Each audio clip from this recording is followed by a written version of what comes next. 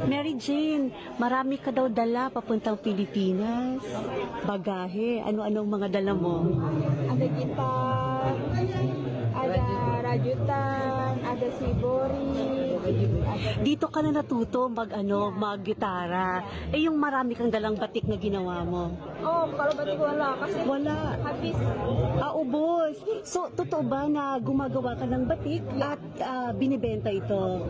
So, yun yung parang way ninyong mag-earn sa loob. Oo. Naku, sana makita namin yung mga batik na ginawa mo. Sobrang happy ka na makikita mo na ulit ang iyong mga anak. Maliit pa, yung anak kedua ka mo, masimuda.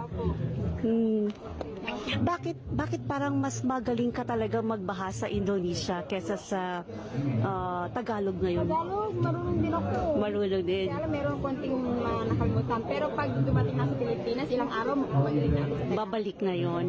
Sa mga bumisita sa'yo, meron ka bang mga gustong pasalamatan? May nagbigay yata sa'yo ng Bible? Na-remember mo ba? Sino nagbigay sa'yo ng Bible? Ambassador Gina, ada juga. Marami eh.